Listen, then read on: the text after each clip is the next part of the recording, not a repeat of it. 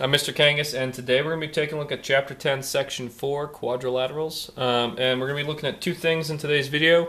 We're going to be taking a look at finding missing angles of squares, or of quadrilaterals, I should say. We're going to be finding missing angles of quadrilaterals, and we're also going to be taking a look at some sometimes, always, or never statements about quadrilaterals.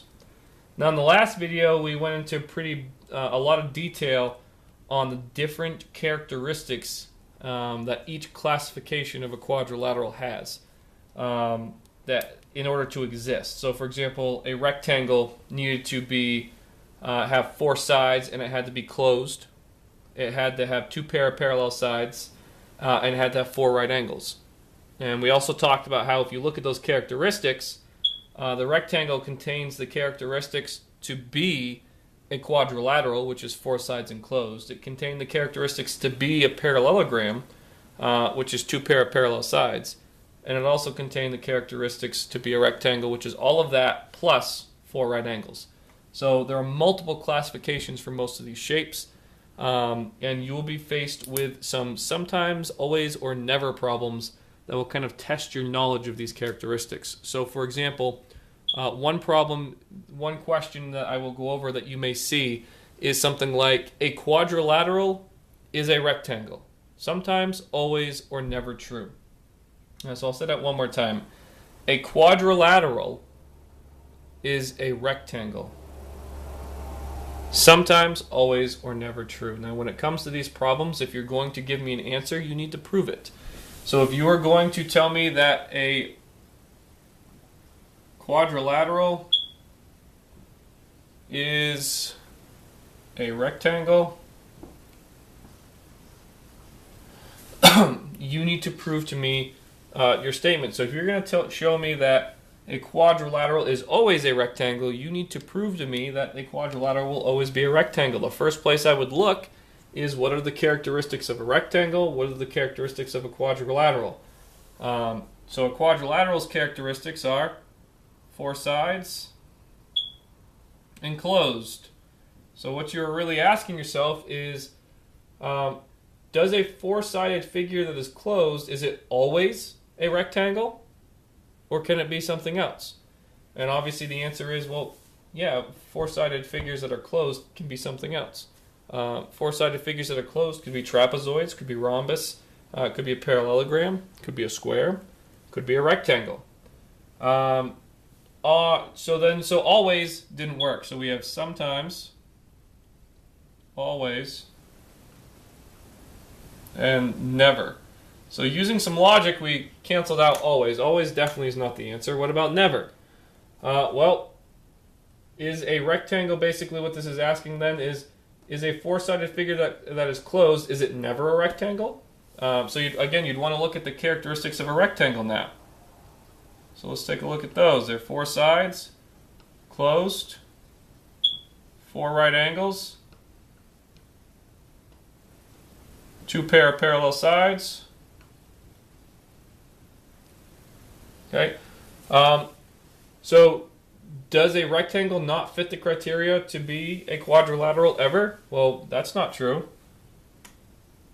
Part of the characteristics to be a rectangle require it to be a quadrilateral. So all rectangles are definitely quadrilaterals, but it does not necessarily mean that all quadrilaterals have to be rectangles. Quadrilaterals could be a number of things, like we said before. They could be squares, they could be rhombus, they could be trapezoids.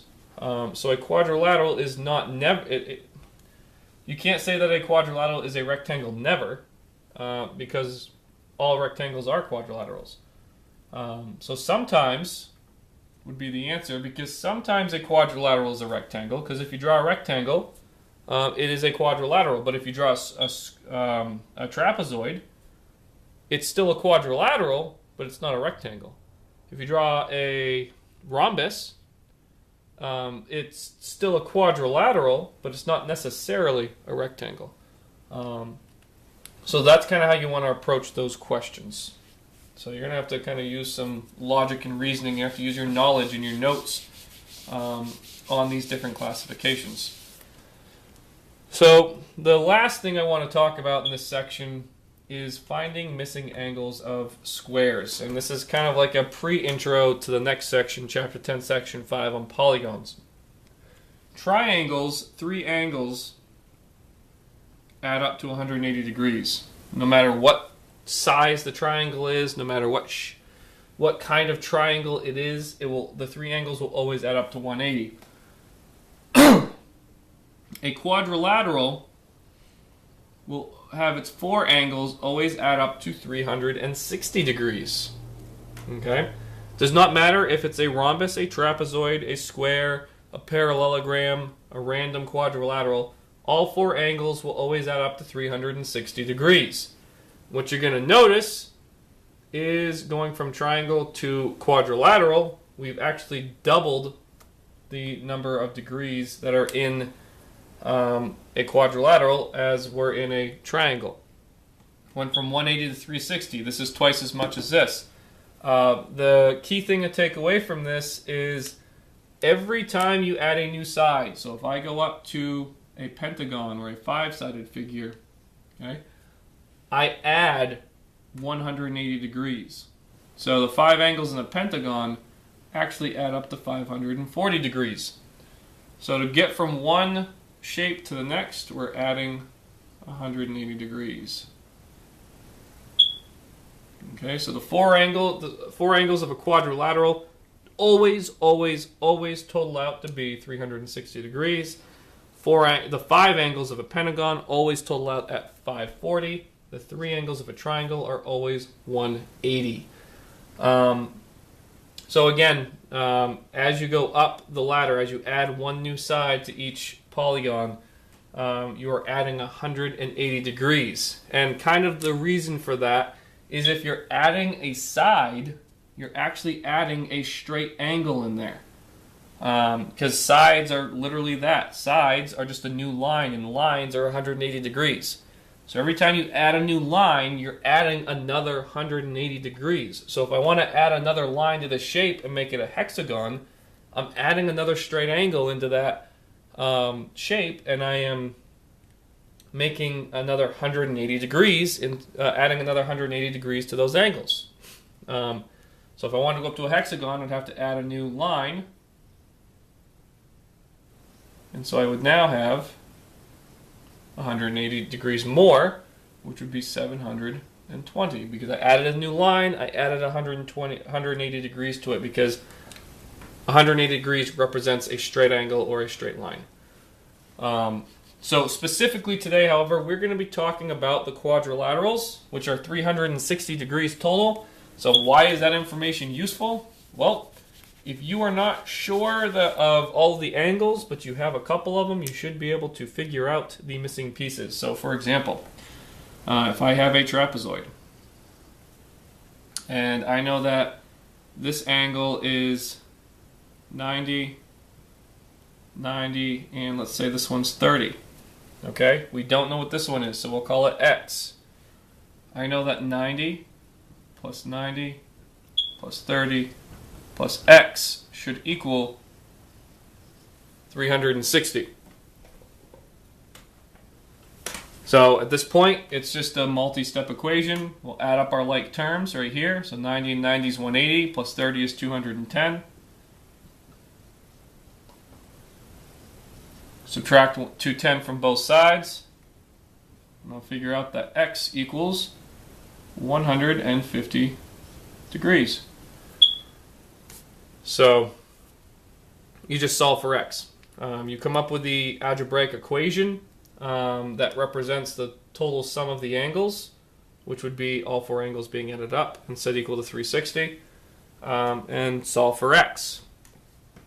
So that's kind of where this comes into play, where it can be handy to know that all quadrilaterals have 360 degrees in them.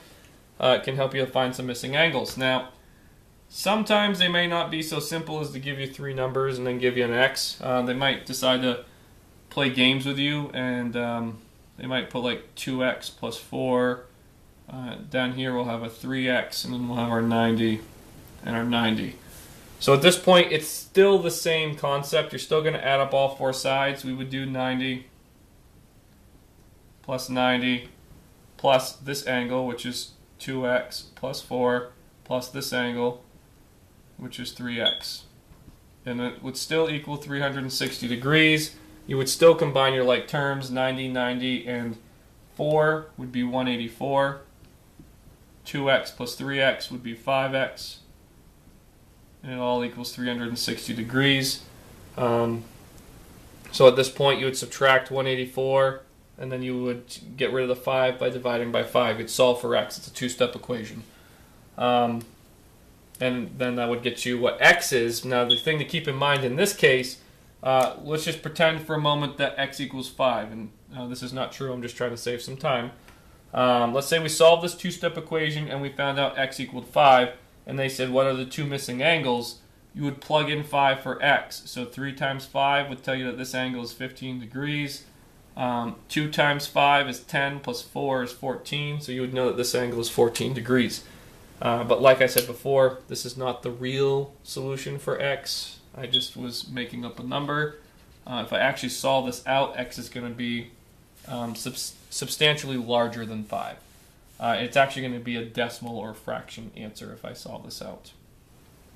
You should not be facing too many decimals and fractions as you work on this worksheet, because we just want to get you used to this setting up the algebraic equation and solving for x. So that is really all there is to this section. The next video will be on Chapter 10, Section 5, which is on polygons, where a lot of this information we just talked about will be used.